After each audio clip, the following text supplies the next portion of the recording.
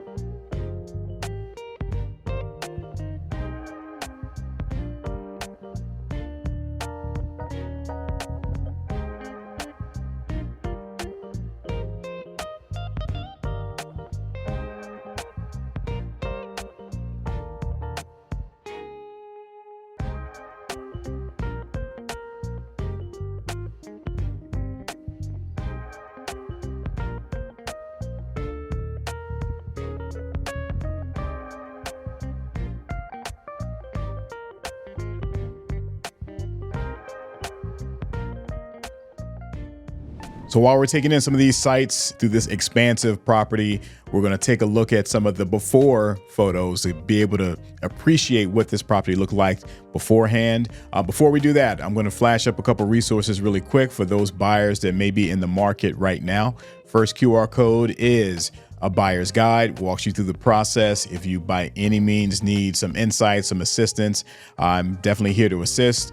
Reference that QR code if you need it.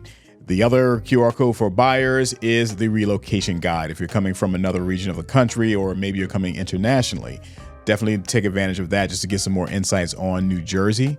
For those who are homeowners, even if you're not looking to sell right now, but need to appreciate your value, understand what that value is, we have a QR code for you, CMA. We'll get that back to you within 48 hours, unless we have a really backlog, which we do at times, but generally it's 48 hours.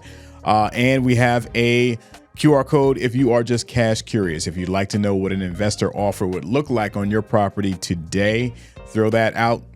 We utilize that QR code to get some information on that, and you can get an idea of what an investor would pay for your property today. Now let's take a look at some of the before images so you can appreciate what was before, what is now, and what, with a little vision, can once again become. As we are taking that walk through to see what it is right now, I want people to be able to see some of these sites that we're taking in to the area, the room that's kind of like the parlor with the wood paneling, the condition of the floors.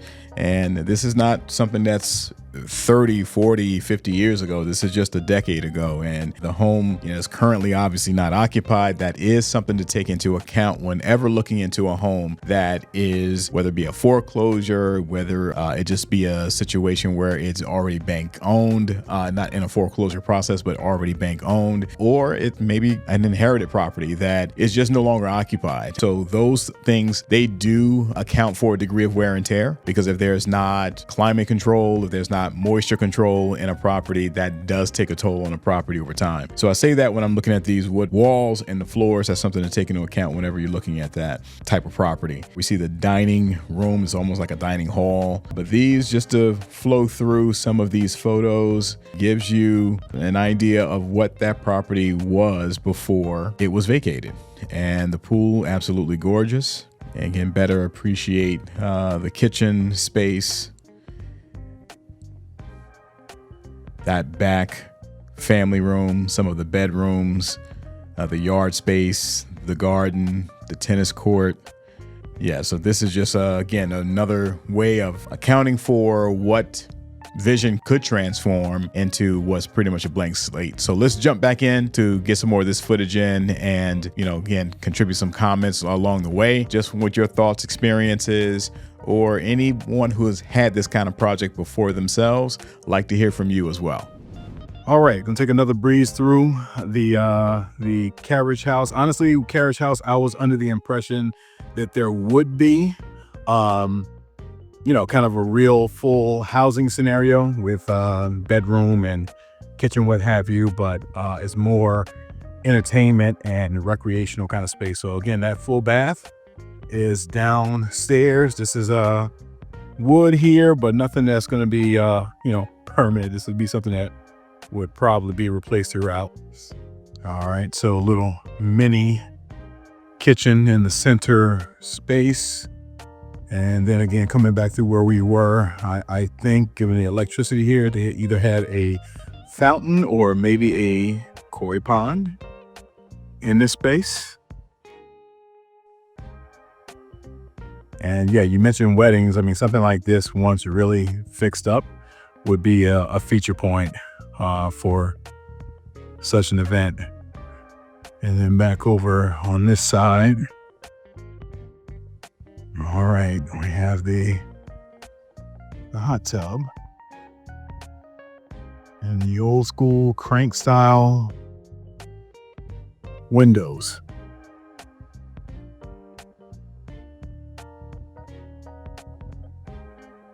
And this does appear, I was speculating that these heaters were electric when they actually are gas. That's a gas line. So a gas line is running to that one. Yep, same over here. So these are gas and not electric. All right, so another entry point, which will lead out to what probably formerly was a garden. It looks like it was even a pathway that probably led down to the tennis courts at some point. All right. And again, I see the gas line there. Yeah, so these are all these heaters are in fact gas.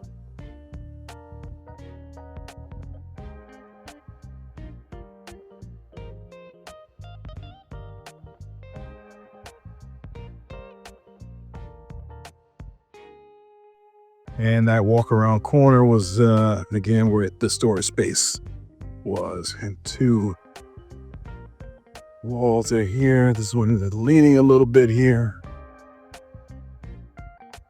No doubt with soil probably weighing against it.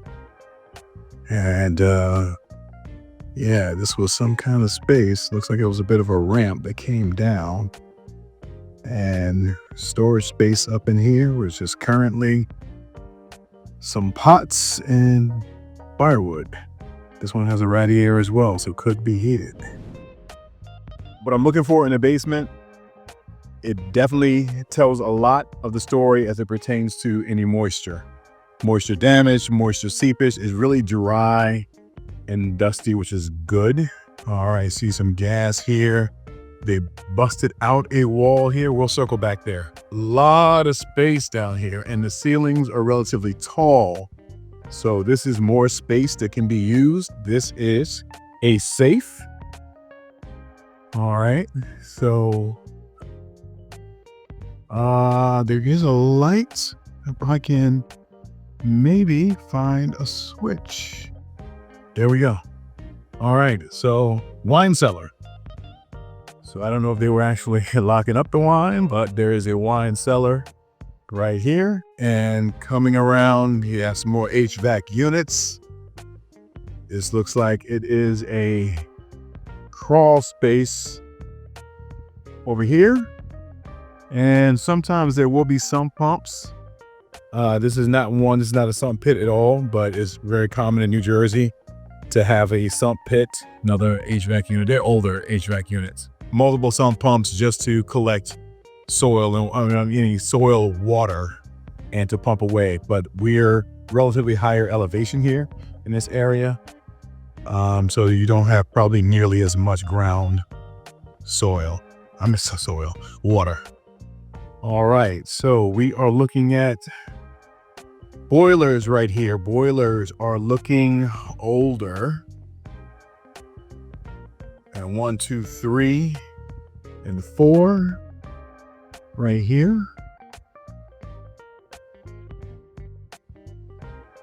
Been some upgrades. I see the PVC here, so they've done something over time. And this looks like a water softener, most likely. That doesn't appear. Oh, no, I'm take that back. That's for the pool. That is for the pool. Okay, so we're coming back further down. My goodness, this is like Silence of the Lambs kind of territory back here. Okay. This is going to the far edge of the house. And this right here, I see electric. I don't see any gas connected to this. So I'm not sure if this was supposed to be. Yeah, I don't know if this, and it doesn't look like generating.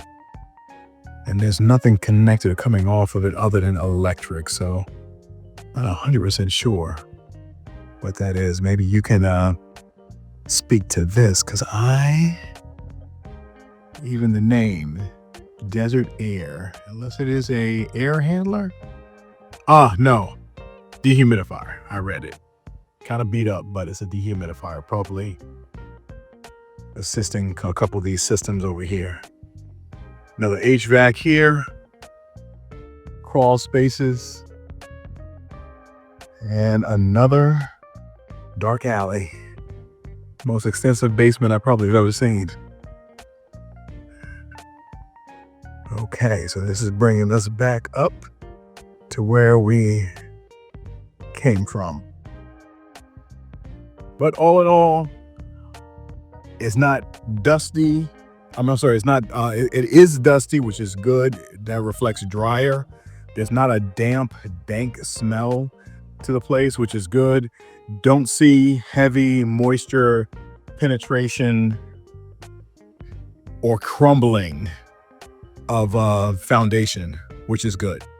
So good indicators from what I see down here. And of course, if you had the desire to finish any of these spaces off, there's plenty to work with. So I hope you have enjoyed this opportunity to take a inside peek of one of the premier properties in New Jersey when it comes to some of these mansion type of communities, and Llewellyn Park in West Orange is certainly one of them. Hope you can also appreciate just how much of an upside and how much of a bargain also from an equity standpoint you can really capitalize on by pursuing this type of property. So for those who are here for the first time, I hope to see you again. I hope you've enjoyed the content for this particular episode. Please do click like, subscribe, notification bell to stay tuned for content like this that's coming your way on a weekly basis. And as I close out with always, stay safe and stay tuned to New Jersey Living.